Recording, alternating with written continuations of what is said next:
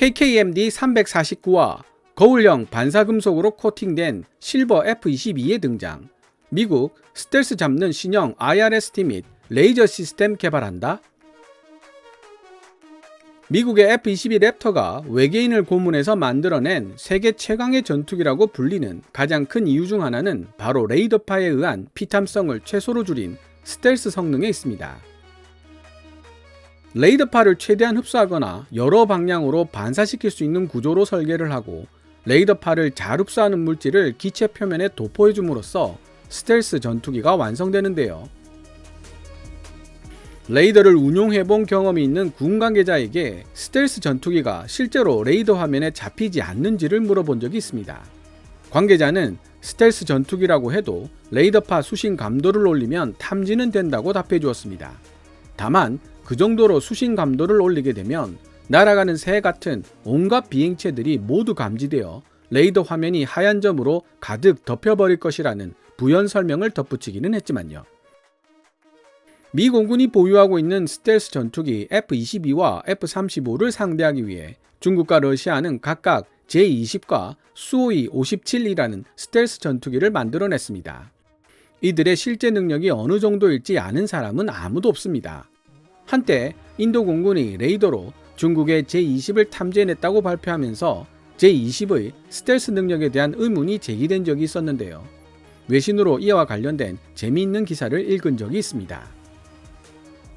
만약 F-35A가 비행 훈련 중 민간기들이 운항하는 항로에 접근해야 할 필요가 있다고 가정해 봅시다. 공항 관제탑에서는 민간 항공기들과 F-35A가 만에 하나라도 지나치게 접근하지 않도록 관제를 해줘야 할 필요가 생기는데 F-35A는 레이더에 잡히질 않습니다. 보여야 관제를 해주죠. 전시가 아닌 평시에는 굉장히 곤란한 상황이 발생할 수 있다는 뜻입니다. 그래서 F-35A는 평상시에 레이더 리플렉터, 즉 일종의 레이더 반사 장치를 일부러 달고 다닌다는 해외 기사를 읽은 적이 있습니다.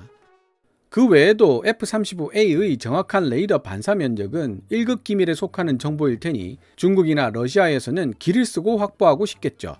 하지만 F-35A가 레이더 리플렉터를 달고 다니면 레이더상에 대문짝만하게 나타나니 오히려 정확한 정보가 은폐되는 셈이 됩니다. 이 기사도 제가 KKMD에서 한번 다뤄보고 싶은 내용이었는데 그만 시기를 놓쳤습니다. 힘들게 영상으로 만들었는데 시청률이 낮으면 만드는 입장에서 그만큼 힘 빠지는 일도 없기 때문이죠. 그런데 2021년 11월 20일 미국의 군사 전문지 더 워존은 최강의 스텔스 전투기 F-22 랩터가 그야말로 눈부실 정도로 반짝거리는 거울 같은 반사성 금속들을 온몸에 붙이고 스포티한 은색으로 등장한 장면을 우연히 촬영했다는 내용의 기사를 실었습니다. 스텔스 기능은 그야말로 물 건너갈 수밖에 없는 표면 처리인데 더 워존은 이를 최근 스텔스를 잡아내는 수단으로 급부상하고 있는 적외선 탐색 및 추적 장비 IRST와 전투기에 탑재하는 지향성 에너지 무기, 즉 레이저 시스템을 개발하기 위한 미 공군의 테스트 과정으로 추론하고 있었습니다. 최근 들어 군사적으로 중국에 추격당하고 있는 모습을 보여주는 미국이지만 최강의 스텔스 전투기 F-22 랩터를 테스트기로 사용하여 대스텔스 전술을 만들어가고 있다는 기사를 읽으며 천조국의 위험은 아직 그대로라는 생각도 하게 되었습니다. 그럼 2021년 11월 20일 더 워존이 게재한 기사 F-22 Raptor covered in meteorite coating photographed flying out of Nellis AFB. 거울 같은 반사금속으로 코팅된 F-22가 넬리스 공군기지에서 날아오르는 모습이 카메라에 포착되었다를 번역해 보도록 하겠습니다. 이미 충분히 제 사견은 말씀드렸기에 번역이 끝나는 대로 영상을 마무리하도록 하겠습니다. 기사 원문은 노란색 글자로 표시됩니다. 2021년 11월 19일 아침 굉장히 흥미롭게 생긴 F-22 랩터 스텔스 전투기 한 대가 네바다 넬리스 공군기지에서 이륙하는 모습이 재능 있는 항공사진작가 산토스 카세레스의 카메라 렌즈에 포착되었다. 사진에 포착된 이 F-22 랩터는 우리가 이전 그 어떤 랩터에서도 볼 수 없었던 타일 형태의 반사성 금속 코팅으로 몸체 대부분이 덮여 있었다. F-22의 복잡한 스킨 코팅과 정교하게 만들어진 복합 스텔스 구조물이 다양한 수리 상태에 있을 때라면 평소와는 매우 다른 모습으로 보일 수도 있지만 광택 넘치는 스포티한 실버 금속으로 덮여있는 F-22는 지금까지 한 번도 공개된 적이 없을 뿐더러 군사 작전상으로 살펴봐도 아무런 타당성을 찾을 수가 없다. 하지만 사진을 자세히 살펴보면 이 반사성 금속 코팅이 전투기의 여러 주요 시스템들, 예를 들어 네트워크 접속 포인트나 센서, 그리고 안테나 영역 등을 방해하지 않도록 매우 신중하게 장착되어 있다는 사실을 알 수 있다. 우리가 사진으로 보고 있는 F-22 랩터가 정확히 어떤 목적으로 만들어진 것인지에 대해서는 여전히 논쟁의 여지가 있지만, 문제의 랩터는 모종의 테스트를 목적으로 정상적인 표면에 반사성 금속 물질을 모자이크처럼 적용시킨 것으로 보인다. 사실 우리는 우연한 기회에 이런 반사성 금속 물질로 된 모자이크와 이상하리만큼 닮은 존재를 훨씬 더 실험적이었던 다른 기체에서 이미 본 적이 있다. 지난 2020년 6월 더 워존은 Scaled Composite Model 401 Son of RS 기술 시험기들 중 한 대가 반사율이 굉장히 높은 금속으로 코팅된 채로 차이나 레이크에 있는 해군 항공무기개발본부 상공에서 다수의 시험 비행을 했다는 사실을 단독 보도한 바 있다. 해당 기체는 여기 F-22에서 보고 있는 것과 비슷하게 생긴 반사성 금속을 여기저기 이어 붙여 만든 패치워크를 표면에 붙이고 있었다. 당시 우리는 이 금속 패치워크를 시험기에 설치한 목적은 최첨단 적외선 센서와 어쩌면 이미 개발되었을지도 모를 신형 저전력 레이저 시스템이 반사판을 붙인 목표물을 제대로 조준할 수 있는지를 테스트하는 데 있을 것이라고 추측했었다. 이제 막 미 공군과 해군에 널리 보급되기 시작한 적외선 탐색 및 추적 장비 IRST와 새롭게 떠오르는 항공 레이저 시스템 개발 작업을 돕기 위해 어마어마한 양의 현장 테스트가 진행되고 있는 중이다. 그 중에서도 특히 주목해야 할 부분은 미 공군이 리전 IRST 포드를 장착한 제너럴 아토믹스사의 무인 스텔스 전투기 어벤저를 대상으로 여러 종류의 다양한 테스트를 지속적으로 실시하고 있는 모습이 모하비 사막 상공에서 자주 목격되고 있다는 점이다. 이러한 테스트는 스카이보그 인공지능 무인기 계획과 보다 더 큰 규모의 초고도 첨단 테스트 시나리오와 연계되어 있다.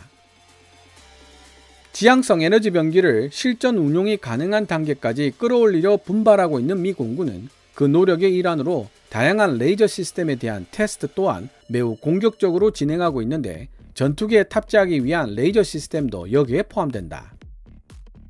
F-22 랩터는 이러한 유형의 테스트에 있어 매우 중요한 표적 플랫폼이 될 수 있다.